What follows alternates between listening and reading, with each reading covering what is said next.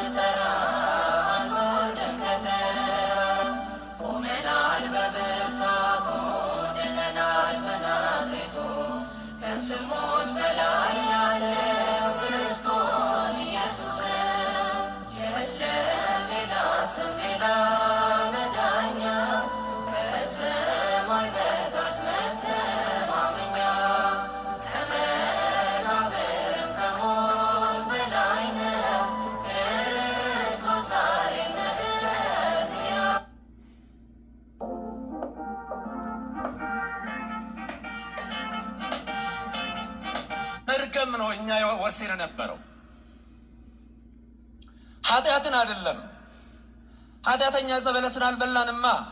ዘበለስ መብላት የአዳም የአፍታ ደረቅ ወንጀል ነው። ስለዚህ አንድ ልጅ ከአባቱ ቤት ሲወርስ ዕዳውንም ጭምር ነው፣ ቤቱንም አይደለም። ለምሳሌ በባንክ ብድር የተሰራ ቤት ሌላ ቦታ አይድንም፣ አይታከምም፣ አይጠገንም። አምራቹ ፋብሪካ ብቻ ነው አንዳንድ በጣም በዓለም አቀፍ ደረጃ ውድ የሆኑ የደህንነት መሳሪያዎች የሚጠገኑት በአምራቹ ኩባንያ ወይንም ካምፕኒ ነው። አሐዱ አምላክ እግዚእነ ኢየሱስ ክርስቶስ ሳሮ ለሞት ወአብርሃ ለሕይወት ዋሰሰ ለሙስና በትምህርተ ወንጌል። እግዚአብሔር የወደዳችሁና በእውነቱ የተከበራችሁ አሰማለን። አዎ እነሱ እዛ ፍርፋሪ ላይ ነው የሚጣሉት፣ ጨርቅ ላይ ነው የሚጣሉት። እኛ የጨርቅ ጉዳይ ሊያነጋግረን አይችልም። እኛ ጨርቅ ላይ አይደለንም፣ ዋናው ላይ ነው፣ መድኃኒቱ ላይ ነው፣ ፀሐይ ላይ ነው ያለ ነው። እኛ በጨረቃና በከዋክብት አንጨቃጨቅም። ዋናው ፀሐይ አምላካችን መድኃኒታችን ኢየሱስ ክርስቶስ እነሆ በቀራንዮ የተደገሰው ታላቁ ግብዣ ስጋዬን ብሉ ደሜን ጠጡ ብሎ የገዛ ሕይወቱን አሳልፎ የሰጠን በእውነት አዎ፣ ሌላ ነገር አይደለም እኮ ስጋውን መብላት ደሙን መጠጣት። አሁን አንድ ቀን በግዕዝ የማላስታውሰው ምን ይላል? ጌታ ሆይ ፍጡር ቤዛ መሆን አይችልም። ይህ ይግባችሁ። ቤዛ ማለት ስለሌላ ተላልፎ መሰጠት ማለት ነው። ነይ ነይ እምዬ ማርያም ቤዛ ነሽ አሉ ለዓለም። እመቤታችን ቤዛ አይደላችም። ቤዛ ልጇ ነው። አትደንግጡ። አሜን። ቤዛ ልጇ ነው። ነይ ነይ ቤዛ ነሽ አሉ ለዓለም ተብሎ አይሰበክም። ሃሌሉያ። ቤዛ ተቀዳሚ ተከታይ የሌለው አንድ የእግዚአብሔር ልጅ ብቻ ነው። አሜን። ሃሌሉያ። ቅዱሳቱ ዕብራውያን ምዕራፍ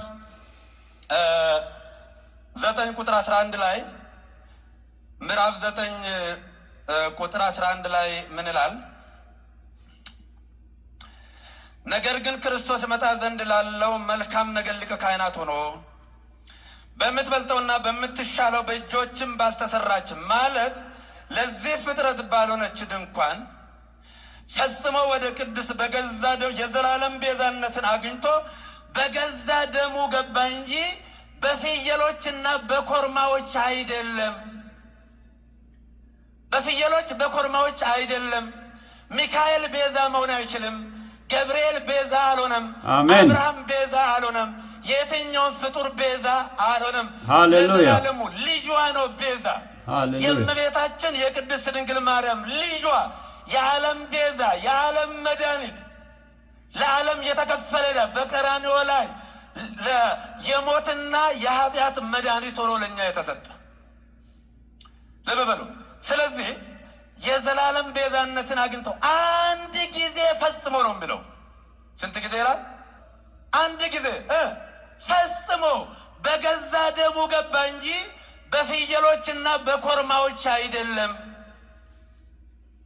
አይደለም። አንድ ጊዜ ፈጽሞ በዛሬው ዕለት በዕለተ ዓርብ የከፈለው ቤዛነት ለዘላለሙ ሲያድንና ሲምር ይኖራል።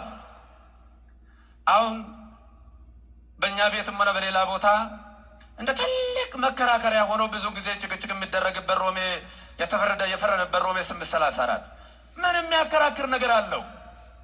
መጽሐፍ ቅዱስ የሚያከራክር ነገር የለም እኮ። አሜን። አባ እስራኤሎም ውስጥ በዘያምሩ ይገብሩ አባቶይ የሚያደርጉትን አያውቁምና ይቅር በላቸው። በሉቃስ 23 ቁጥር 34 ላይ ይሄ የተናገረው ይቅርታና የምልጃ ቃል ለዘላለሙ ሲያድን ይኖራል። እግዚአብሔር አንድ ጊዜ ይናገራል፣ የተናገረው ቃል ለዘላለሙ ይሰራል። አሜን። ስለዚህ በዛሬው ዕለት አምላካችን መድኃኒታችን ኢየሱስ ክርስቶስ በቀራንዮ ተሰቅሎ ዓለምን ያዳነበት፣ ሞትን የገደለበት፣ ሞትን የሻረበት፣ እኛን ነፃ ያወጣበት፣ እርግማናችንን ያስወገደበት ታላቅ ቀን ነው። አሜን።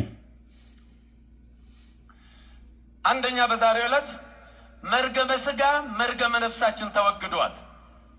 ለነሰተ ሳይጠን ክርስቶስ መርገማ ለኦሪት በዘወዳ በእንቲአነ ጾረ መርገማ እስመ ከመዚቤ መጽሐፍ ርጉሙቱ ኩሉ ዘስቁል ድበስ ከመይግባ በረከት አብርሃም ላይ ላይዛብ ወንርከብ ተስፋው ለመንፈስ ቅዱስ በኢየሱስ ክርስቶስ። እነሆ በብሉይ ኪዳን በመስቀል ላይ የተሰቀለው ርጉም ተብሎ ይወገዝና ይጠላ ነበረ። ነገር ግን እሱ ስለኛ የእርግማናችንን ለመሸከም በመስቀል ላይ ተሰቅሎ እሱ ርጉም ሆኖ እርግማናችንን አስወገደ። በጌታችን በአምላካችን በመድኃኒታችን በኢየሱስ ክርስቶስ በማመን በመንፈስ ቅዱስ አማካይነት የሚገኘውን ክብርና ጸጋ እንወርስ ዘንድ የአብርሃም ልጆች እንሆን ዘንድ እነሆ ጌታችን አምላካችን ኢየሱስ ክርስቶስ በመስቀል ላይ ተሰቅሎ ርጉም ተብሎ እርግማናችንን አስወገደው ይላል ገላትያ 3 ቁጥር 13 ላይ። ሰው ሁሉ ርጉም ነበረ፣ ተረግሞ ነበረ። በነገራችን ላይ አንድ ነገር በደንብ ግልጽ መሆን ካለብን ጥንተ አብሶ ወይንም መርገመ ሥጋ መርገመ ነፍስ ማለት ምን ማለት ነው ያልን እንደሆነ የነፃ ባህሪ ማደፍ፣ የነፃ ጠባይ ማደፍ፣ የባህሪ መጎስቆል ተብሎ ነው የሚተረጎመው። የነፃ ጠባይ ማደፍ፣ የባህሪ መጎስቆል ምን ማለት ነው? አባታችን አዳም ኃጢአት ስለሰራ በደል ስለፈጸመ እሱ በመንፈስ ሞቶ ነው ወደ ምድር የመጣው። በመንፈስ ሰው ሥጋ አለው፣ መንፈስ አለው፣ ነፍስ አለው። አዳም በመንፈሱ ሞተ። መንፈስ ማለት የማይሞት ዘላለማዊነት ያለው የእግዚአብሔር ማደሪያና መኖሪያ ማለት ነው። መንፈስ ማለት ከእግዚአብሔር ጋር የተገናኘ የተቆራኘ የተሰናሰለ ማለት ነው። ስለዚህ የመንፈስ መሞት ማለት የነፃ ጠባይ ማደፍ ማለት የባህሪ መጎስቆል ማለት ከንጽህና መርከዝ ከእግዚአብሔር ግንኙነት መቆረጥ፣ መራቆት፣ ባዶ መሆን፣ እርቃን መሆን ማለት ነው። ለምን? እኛ ባንበድለውም እኛ የአዳም ልጆችንንና በአዳምና በአዳምና በሔዋን የተፈረደውን ፍዳ ሞትና ቅጣት ፍዳና መርገም ነው እኛ ወርሰን ነበረው። ኃጢአትን አይደለም። ኃጢአተኛ ዕፀ በለስን አልበላንማ። ዕፀ በለስ መብላት የአዳም የአፍታ ደረቅ ወንጀል ነው። ስለዚህ አንድ ልጅ ከአባቱ ቤት ሲወርስ ዕዳውንም ጭምር ነው፣ ቤቱንም አይደለም። ለምሳሌ በባንክ ብድር የተሰራ ቤት ከወረሰ ልጅ ዕዳውንም ቤቱን ብቻ አይደለም ዕዳውንም ጭምር ይወርሳል። ዕዳውንም ጭምር ይወርሳል። ስለዚህ እኛም ልጆቹንና ይሄንን ዕዳና መርገሙን ስለወረስን በዛሬው ዕለት ጌታችን አምላካችን መድኃኒታችን ኢየሱስ ክርስቶስ በመስቀል ላይ ተሰቅሎ እርግማናችንን ውርደታችንን ሽሮ አስወግዶ ወደ ንጽህና ወደ ቅድስና ማማ አድርሶናል። አንድ ይሄ ነው። በሁለተኛ ደረጃ በዛሬው ዕለት ጌታችን አምላካችን መድኃኒታችን ኢየሱስ ክርስቶስ በመስቀል ላይ በመሰቀሉ ገብረ ሰላም በመስቀሉ ለዘበ ሰማይ ወለዘበ ምድር በሰማይ በመስቀል ላይ ባፈሰሰ ደሙ በሰማይና በምድር መካከል እርቅን አደረገ ይላል። ኢየሱስ ክርስቶስ አስታራቂያችን ነው። አስታራቂ ነው። ከሱ ውጭ አስታራቂ የለም። አሜን። ከራሱ ያስታረቀን፣ ከአባቱ ያስታረቀን፣ ከመንፈስ ቅዱስ ያስታረቀን ጌታችን አምላካችን መድኃኒታችን ኢየሱስ ክርስቶስ በቆላስይስ 1:20 ላይ እንደተጻፈው በመስቀል ላይ ባፈሰሰ ደሙ ዛሬ ለዘላለሙ ፍጹም እርቅን አደረገ። አሜን። የኢየሱስ ክርስቶስ ደሙ አስታራቂ ነው። በእኛ አነጋገር ደም ለሕዝብ When you travel well, your ticket can take you to more than just a business trip. It shows you what you can't do on a call. When you travel well. ሕዝቡን የሚያጠግብ ሆድ የሚሞላ ታላቁን ግብዣ ያደርጋል ይላል። በሌላ አነጋገር መስዋዕተ ኦሪት የኦሪቱ የሞት አገልግሎትና መስዋዕት አልፎ ዛሬ ታላቁ የአዲስ ኪዳን መስዋዕት አንዴ በተሰዋ ለዘላለሙ ሲያድን የሚኖር ታላቁ መስዋዕታችን አምላካችን መድኃኒታችን ኢየሱስ ክርስቶስ በቀራንዮ የተሰዋበት ታላቅ በዓል ነው የምናከብረው። ስለዚህ ዛሬ መርገመ ሥጋ መርገመ ነፍሳችን የተወገደበት፣ ልጅነታችን የተመለሰበት፣ የዕዳ ደብዳቤያችንን የደመሰሰበት ነው። ቅድም እንዳልኳችሁ ከጸብ ያለ ሰው ሊያስታርቅ አይችልም። ጸበኛ ማስታረቅ ይችላል? አይችልም። ከጸቡ የሌለ ከምንም የሌለ ፍጹም ሰው ፍጹም እግዚአብሔር የሆነው ጌታችን አምላካችን መድኃኒታችን ኢየሱስ ክርስቶስ እሱ መካከለኛ ሆኖ በሰውና በእግዚአብሔር መካከል አገናኝ ድልድይ ሆኖ በእኛና በአባቱ መካከል ፍጹም እርቅን ፈጸመ። አሜን። ሁለተኛ ቆሮንቶስ ምዕራፍ 5 ከቁጥር 15 ጀምሮ ምን ይላል? አሐዱ ሞተ ቤዛ ኩሉ በዘወዳ ሞተ ኩሉ ከመይልህ ያዩ አኮለሪሶሙ ዚያዩ ዘንበለ ለዝኩለ ዘበንቲያሆሙ ሞትሂ ወሐይወሂ ይላል።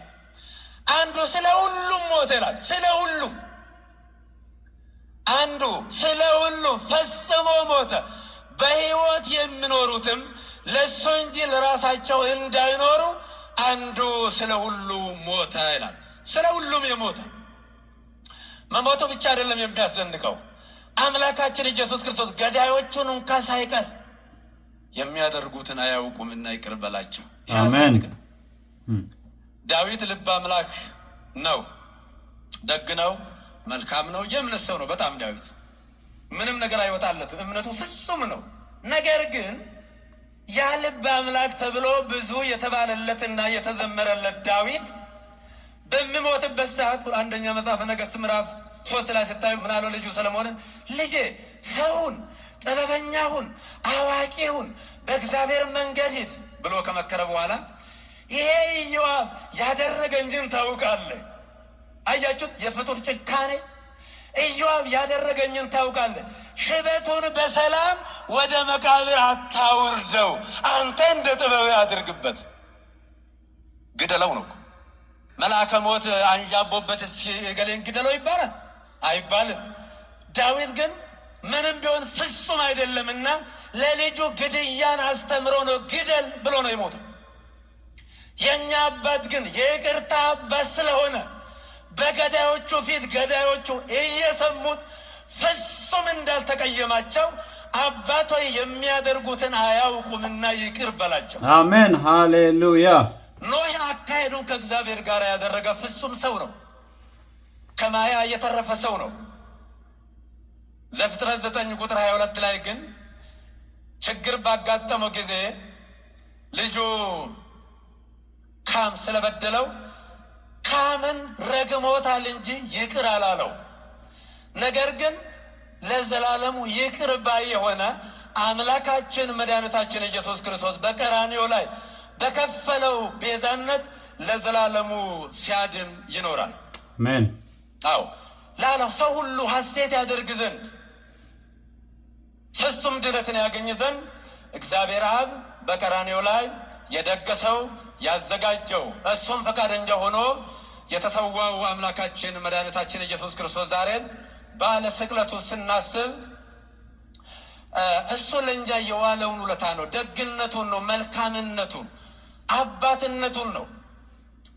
አዎ ግርፋቱን፣ መከራውን እያሰብን እንድንኖር ነው። በጥንጂ ስለ ይሁዳ ሺህ ጊዜ ብናወራ፣ ስለ ሰቃዮቹ ስለ አይሁድ ሺህ ጊዜ ብናወራ እሱ ረስቷቸዋል። እሱ የሚያደርጉትን አያውቁምና ይቅር በላቸው ብሏል። ረስቷቸዋል። ስለዚህ ወይ ገብር እግዚአብሔር በዝንቱ ደብር ለኩሉ ሕዝብ ከመብሉ መግዛ ስቧ ወመስዋዕተ ስሙረ ወይስተይ ወይነ ብሉ ወትፌስቶ ተፍሴተ ዋሴተ እግዚአብሔር በዚህ ተራራ ታላቅ የሰባ ግብዣን ያደርጋል። ለሰው ሁሉ የሚሆን ግብዣን ያደርጋል። የከረመ የወይን ጠጅ ግብዣን ያደርጋል። ሰው ሁሉ ደስ ይለው ዘንድ በአሕዛብና በሕዝብ ላይ የተጣለውን መሸፈኛና መጋረጃ እግዚአብሔር ያስወግዳል ይላል። ጌታችን አምላካችን መድኃኒታችን ኢየሱስ ክርስቶስ በመስቀል ላይ በተሰቀለ ጊዜ እነሆ የቤተ መቅደሱ መጋረጃ ለሁለት እንደተከፈለና ቤተ መቅደሱ ወለል ብሎ እንደታየ ሁሉ ተዘግቶ ተቆልፎ የነበረው ወደ እግዚአብሔር ይወስድ የነበረው መንገድም ለአንድና ለመጨረሻ ወለል ብሎ ተከፈተ። አሜን። ብናዊነ ሞገሱ ሰባትነ በደሙ ለኢየሱስ ማደሰ ለነፍሮ ተዝርቀ ወይወት ግብተ በመንቶ ላይ ተስጋው ወንድሞች ሆይ በጌታችን በአምላካችን በመድኃኒታችን በኢየሱስ ክርስቶስ በመጋረጃው በስጋ በኩል እንገባ ዘንድ በመረቀልን በአዲስና በሕያው መንገድ ወደ መቅደሱ እንገባ ዘንድ ባለሟልነት አለን ይላል ሐዋርያው ቅዱስ ጳውሎስ። ስለዚህ መንገዱ ተከፈተ፣ አለቶ ተሰነጠቀ፣ ሙታን ተነሱ፣ ፀሐይ፣ ጨረቃ፣ ከዋክብት ጨለሙ። እግዚአብሔር ታላቅ ነገርን አደረገ። ስለዚህ በቀራንዮ ላይ የተደገሰው ድግስ ይህንን መብላት ነው፣ ይህንን መመገብ ነው። ንስሐ ገብቶ እንኳን ለኛ ይቅርና በቀኙ የተሰቀለው ፈያታዊ ዜማንን ታስታውሱታላችሁ። ፈያታዊ ዜማን ሉቃስ 23 ቁጥር 39 ላይ ያለው ተዘከረኒ እግዚኦ አመ ትመጽእ በመንግሥትከ። በጣም ነው የሚወደው ይህን ሰው። እኛ በእንደዚህ አይነት መከራ ተይዘን ሳለን በውኑ እግዚአብሔርን አትፈራው? ምን እኔና እናንተ የሚገባንን ቅጣት ተቀብለናል። ይሄ ግን እኮ ኃጢአት የለበትም። ማን ገለጸለት? ማን ነው ልቡን ያበራው? ማን ነው አይኑን ያበራው? ሌላ ነገር አይደለም። ሰማዋ አባቶ የሚያደርጉትን አያውቁምና ይቅር በላቸው የሚለው ቃል ሌላውን ድርሰት ተረተውት። ስለዚህ ምን አለ? ተዘከረኒ እግዚኦ አመ ትመጽእ በመንግሥትከ። ጌታ ሆይ በመንግሥት በመጣ ጊዜ አስበኝ፣ አሳስብልኝ አላለም።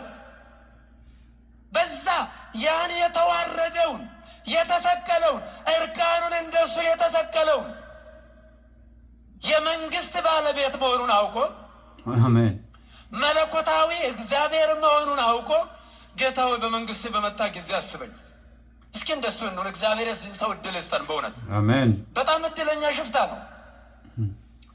እኛ መቀባባት ስለምንወድ እንደዚህ ተሸክሞ እንደዛ ምርኩዙ ተሰብሮበት የሱ አይቶትም አያውቅም።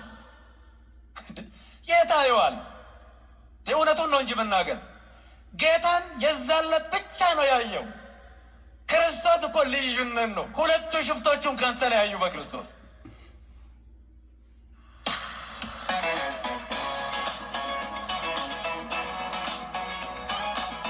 ክርስቶስ እኮ ልዩነት ነው። ሁለቱ ሽፍቶቹን ከተለያዩ በክርስቶስ ለመግደል ይተባበሩ ነበር። ለመስረቅ አይለያዩም ነበር። ለመድፈር አንድ ነበሩ። ችግር አልነበረበት። ግን በክርስቶስ ተለያዩ። ለምን? ክርስቶስ እውነት ነዋ። አሜን። ክርስቶስ እውነት አንዲት ጣት አንዲት ቅንጣት የማትሰነጠቅ የማትከፈል ጥያቄ የማይነሳባት ኮሜንት የማይሰጥባት ሃሌሉያ። ጌታው በመንግስት በመጣ ጊዜ አስበኝ። በዚህ ደረጃ የተዋረደውን ሰው እውነተኛ የባህሪ አምላክ መሆኑን አውቆ ጌታ ሆይ በመንግስት በመጣ ጊዜ አስበኛል። ቤተልሔም ሲወለድና ሰብአ ሰገል ወርቅ፣ ዕጣን፣ ከርቤ ሲያቀርቡለት አልነበረም ፈያታዊ ዜማን? ወደ ግብፅም ሲሰደድ አላየም አልነበረም ፈያታዊ ዜማን? ቃና ዘገሊላ ላይም አልነበረም በቀኝ የተሰቀለው ሽፍታ? ደብረ ታቦር ላይ ብርሃነ መለኮትን ሲገልጥ አልነበረም? ሲጠመቅና አባቱ ዝንቱ ወልዴ ዘአፈቅር ዘቦቱ ሰመርኩ ወሎቱ ስምዎ የመረጥኩት ልጄ ይህ ነው ሲል አላየም አልነበረም? ነገር ግን ቀናገናኛቸው።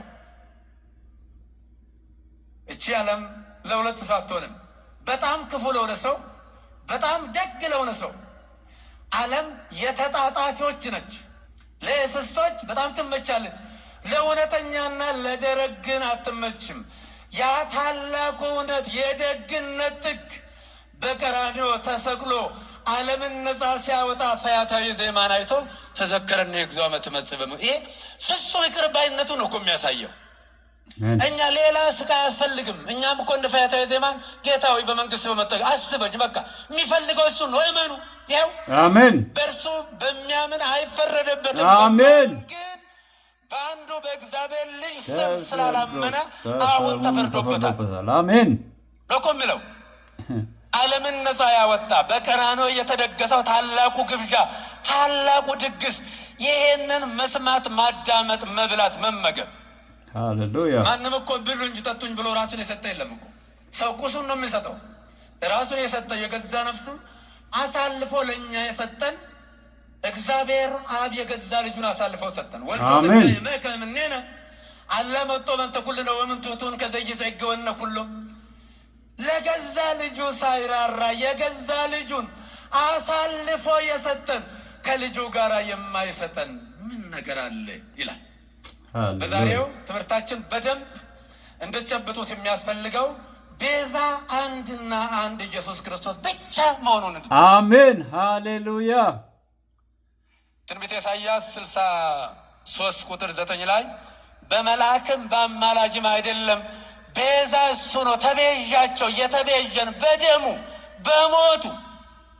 ፍጡር ቤዛ አይባልም። የትኛውም ፍጡር ሃሌሉያ። መልአክ ቤዛ ሊሆን አይችልም። ፍጡር ቤዛ ሊሆን አይችልም። ቤዛ ኢየሱስ ክርስቶስ ነው። አብ ቤዛ አይደለም። መንፈስ ቅዱስ ቤዛ አይደለም። አልሞተማ። የሞተልን ተላልፎ እጅግሩን ታስሮ የተሰቀለልን አንድ ቤዛ፣ ዓለምን የተቤዠው ለዓለም የሚበቃ መስዋዕት።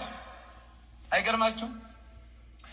እስራኤላውያን በብሉይ ኪዳን በቤተሰብ ቁጥር ልክ እያንዳንዱ በነፍስ ወከፍ መስዋዕት ያቀርብ ነበረ። ነገር ግን ዓለምን ወክሎ ብቻውን ለዓለም የተሰዋ መስዋዕት ነው የቀረበው አምላካችን ኢየሱስ ክርስቶስ ብቻ ነው። የእስራኤልን በጎች ያሳረፈ፣ ኮርማዎችን ያሳረፈ፣ ዋኖሶችን ያሳረፈ፣ ርግቦችን ያሳረፈ አንድ ቤዛ ኢየሱስ ክርስቶስ ነው። አሜን።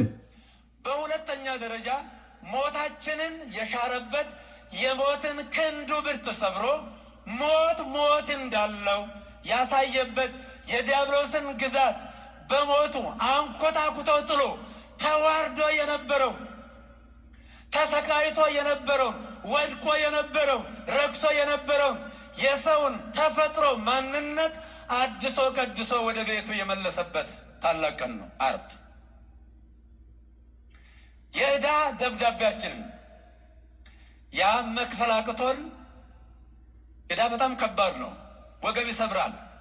ጽድቃችን እንደ መርገም ጨርቅ ሆነብን፣ ኃጢአት ጠራርጎ ወሰደን ብሎ ኢሳይያስ እንደተናገረው ያንን ዕዳችንን ነቢያት መሰረዝ አልቻሉም። በባህሪው ዕዳ የሌለበት የዓለም ስጦታ አምላካችን ኢየሱስ ክርስቶስ በቀራንዮ ላይ በተደገሰ ጊዜ ዓለሙ ሁሉ ዕዳ ተሰርዞለት ነፃ የወጣበት ታላቅ ቀን ነው። ስለዚህ በመንደሻችን እንዳልነው እግዚአብሔር አብ በቀራንዮ ተራራ ላይ ያዘጋጀው የደገሰው ታላቁ ግብዣ የከረመ የቆየ ታላቁ ጠጅ ተብሎ የተነገረው ለጌታችን ለአምላካችን ለኢየሱስ ክርስቶስ ነው። ሌላማ ማን ለዓለም የሚሆን ማን የት አለ? ያውም በተራራ ላይ የተደገሰ ከቤት ፈሱ ትፍሴተ ዋሴት ወይ ገብሩ ትፍሴተ ዋሴት ሐሴትን ያደርጉ ዘንድ ከሰው ሁሉ እንባን የሚያብስ በአሕዛብ ላይና በሕዝብ ላይ የተጣለና የተጋረደውን መሸፈኛ ቀዶ አስወግዶ ነፃ ያወጣ አሜን። በእኛና በእግዚአብሔር መካከል የነበረውን የጥልን ግድግዳ አፍርሶ በመስቀሉ በመስቀሉ ስንል ከቅርጽ ያለፈ ነው። መስቀሉ ማለት እኮ መከራው ማለት እኮ ነው። ምን ማለት ነው? መስቀል ኃይላችን ነው፣ መስቀል ቤዛችን ነው ስንል ምን ማለት ነው? የጌታ የኢየሱስ ክርስቶስ መከራው ስቃዩ መስቀል ተብሎ ነው የሚተረጎመው። መከራ መስቀል ቤዛ ነው ስንል ይሄ ቤዛ ሆነልን ማለት አይደለም። ኢየሱስ ክርስቶስ በመስቀል ላይ የከፈለውን ዋጋ በመስቀል ላይ ያሳየውን ደግነት፣ መልካምነት ማለታችን ነው። ስለዚህ የዕዳ ደብዳቤያችን ሰርዞ እኛን ነፃ አውጥቶ ወደ ቀደመ ሀገራችን ቤታችን የተመለስንበት ነፃ ያወጣንበት ታላቅ ቀን ነው። እግዚአብሔር ሁላችሁንም ይባርካችሁ ይቀድሳችሁ።